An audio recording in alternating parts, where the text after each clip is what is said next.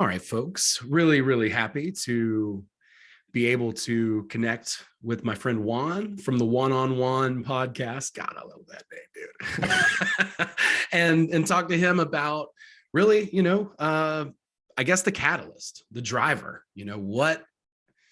What's the story? How does this thing kick off where you start to ask questions about your reality and what the hell's going on and all of this? This is the thing that I really want to explore with people, and I'm honored that you would take the time to share it with us, man, because it's vulnerable and it's kind of intimate, so it's kind of like third base on the first date a little bit. But I appreciate it so much for coming to hang out and sharing with us. Appreciate you having me on, man. Thank you so much. I've been meaning to reach out to you, but I finally did because I've been so busy with so many. There are like 15 podcasts this week, bro. Damn. Crazy, crazy, crazy, man. But I really appreciate you having me on, man. Dude, it's my pleasure. Thank you for taking the time, man. I love connecting and learning about all of our friends, all of our walks in the community. Everybody has a different story to tell, and I think they're all valid. I think they're all useful, and they're all so different. That's the kind of fun, like the range of things that I've been able to hear about at this point is fascinating and also like really exciting. So it fuels me too to like research and understand too as I'm working with people, and and what challenges they may have faced in their particular journey to just self-discovery, I guess. Yeah. So you want me to start now? Yeah. So no pressure, but what happened? So what happened, man? What happened? I was actually listening to the first ever episode that I ever recorded and first interview I conducted the other day, 2 years ago now, 2 years and some change. And right, the whole podcasting thing, you know how it is. It's like a real life therapy. It's instant. You just log on, talk to cool people such as yourself, connect with like-minded individuals, which gives me hope in this world, especially that we're in today. And my journey started with, right, I was raised Pentecostal Christian. Okay. And the reason I was listening to that episode was because I noticed how much I've changed since the very beginning. And I was kind of cringing while listening to the very first episode that I did. And that's when I really started diving into this esoteric research and the occult and all this other ancient religions and interdimensional Bigfoots and all this stuff, all this craziness. And it all started with me with I was born and raised Pentecostal Christian, right? And obviously, you know how that can be. Actually, I don't know if you know how that can be, but a lot of people can relate, right? You have this dogma all your life. You're not allowed to ask those hard questions. You're not allowed to question what it is that you're following. And 99.8% of the people who follow a religion just do so because, hey, it's a tradition. Hey, you just follow it in the footsteps. It's what's taught to you. It's what you're indoctrinated with. And when I played guitar for my church for a long time, and about my quote unquote awakening came later on in life when I'm 27 now, been doing this for 2 years. Maybe when I was 24, 25, I started to actually dig deeper, and I kind of regret waiting so long because I was like, man, I know all this stuff now. I wonder what I would have known if I would have started. And in elementary school, I was into the whole Bermuda Triangle and all these conspiracy theories, right? Bigfoot. And I was always fascinated by aliens and all these crazy ideas, right? You're a kid. I loved dinosaurs when I was a kid and all this stuff. And it all started with religion for me, right? When I started to ask those hard questions and go, hey, you know what's with all this stuff? What does this mean? What does it mean? Why are we so obsessed with prepping for the afterlife? It's like, are we Egyptians or something that we're mummifying our dead and waiting what we want to live forever? What's going on, right? Because in the church, it's always about after death achieving this higher state of consciousness, I guess, right? And when I started to ask those hard questions, especially to my family, I remember one of the first things that my wife said to me is like, you're not going to start worshiping Satan, are you?" I'm like, no, no, no, no, no. This is all good, right? And from the very first episode that I was listening to the other day until now, I've changed so much, bro, as far as what I know and like my view on just the fabric of reality itself, right? And one of the hesitations one of those forces that I came upon when in this journey that I'm in right now is I was in Plato's cave. I think a lot of us are still in Plato's cave, right? I was in there. These shadows are our reality. What they see on the wall. And as soon as you step out and you see your reflection, you see the real world, and you start opening your eyes, and you go back to bring your brothers and sisters out of that cave, you're met with combativeness, right? They're fighting for their life because some people walk a thin line. And when you start speaking about certain things that I talk about on my show to certain people, you see it on their face, bro, where they're everything that they knew to be true is so that's the only thing some people have. Okay. These ideas. And I'm not bashing anyone's religion. I think religion is great. I feel that you can practice whatever you want as long as you don't hurt yourself or hurt others, right? It's all about love, right? Just love each other. We're all the same. We're all the same fucking people. So I don't understand why, this division. And when I would ask these questions to my family, one of the questions being, "Hey, why is the Old Testament this way, and why is the New Testament this way?" Starting with the Bible, it was always like, "Hey, no, don't read that. Ignore that." I go, "Wait a minute, it's part of the Bible. I thought this is what we're about." No, no, no, no, no. Stay away from those things. The Book of Enoch, don't read that. It's not canon.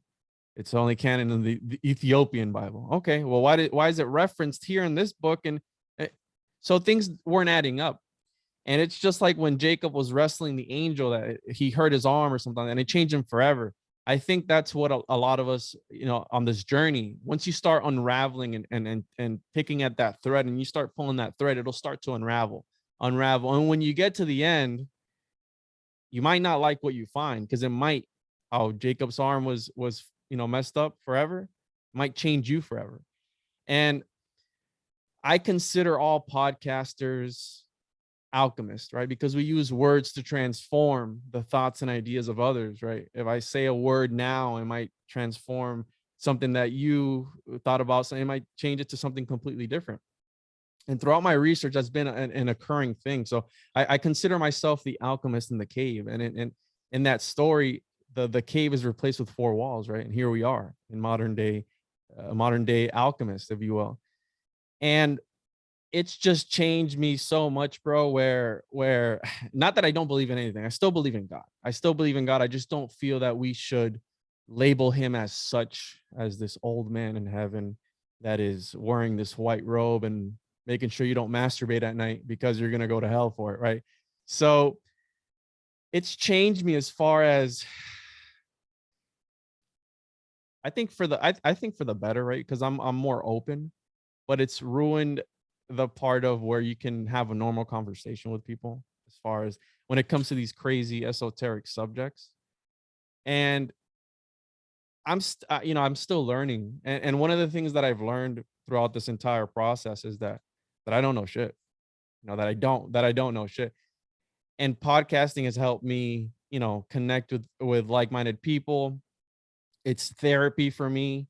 It's an outlet for me to be able to express my ideas, and just it's something sacred to me, right? I have fun with it. And I think that it's like a psychedelic experience almost, right? And I was gonna say something, I forgot what I was gonna say. This is embarrassing. But oh, yes.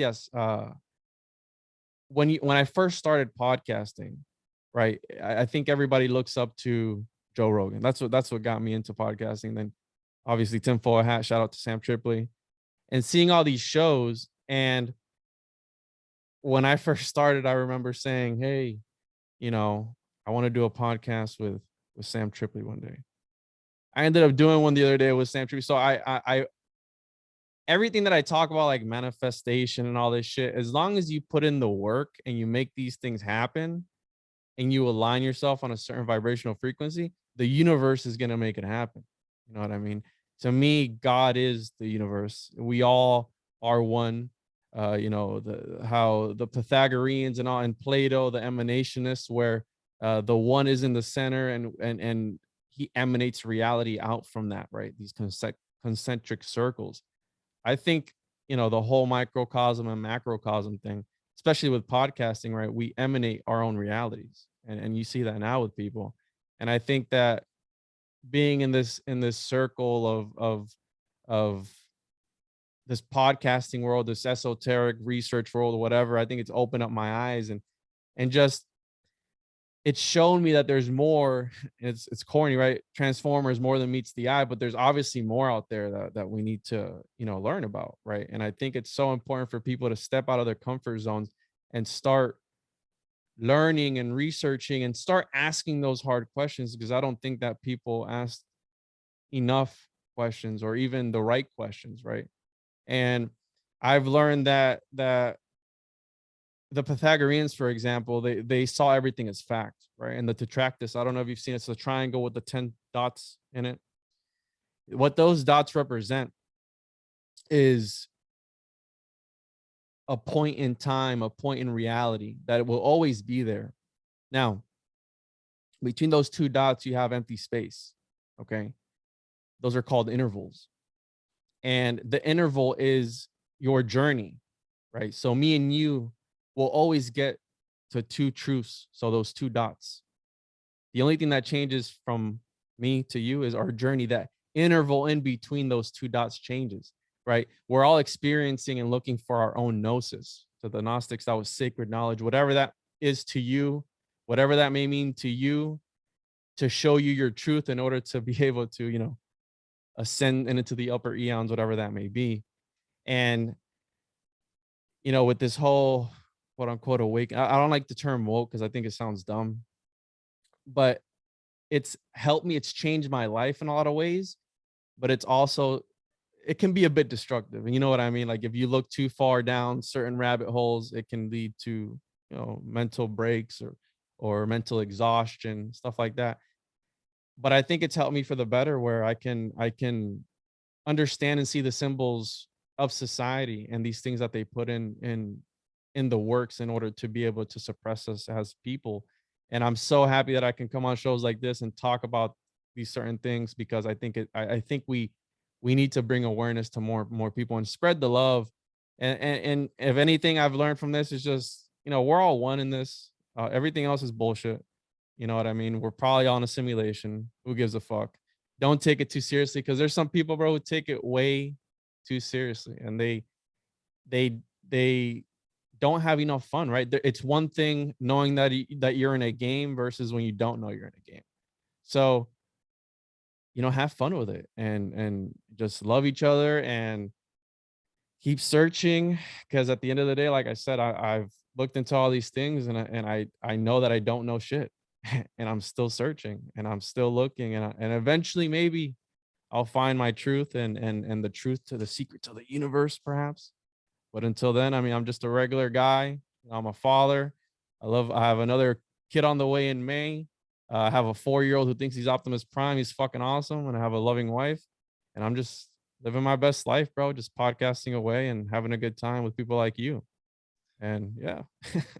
That's awesome. Thank you, man. Thank you so much for sharing and for putting yourself out there, man. You're looking for your truth and you're documenting the process. And I think that's so powerful that people need to hear that. They need that reinforcement. They need to know they're not crazy. They need to know that it's okay, that they are allowed to surrender and have their own experience and find their own truth within themselves. So beautiful, man. And so is this the kind of stuff that you talk about on your podcast? Let us know about that and how people can hop on your RSS train.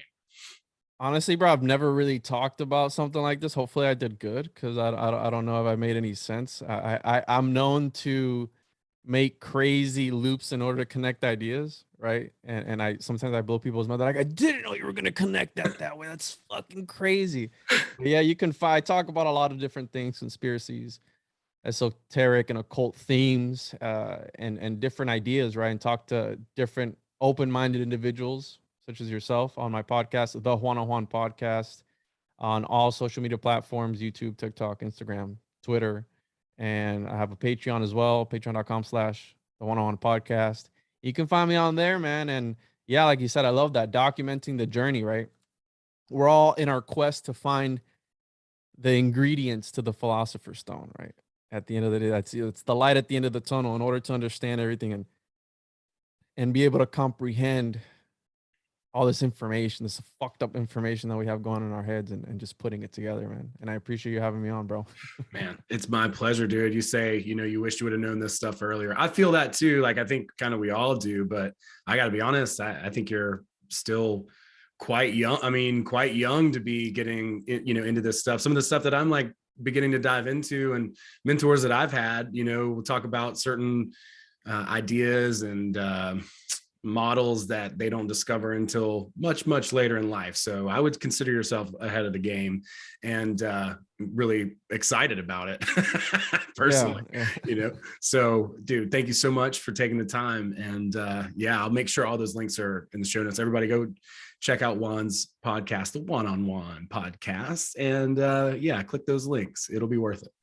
Appreciate you, bro. Thank you so much, man. Thank you.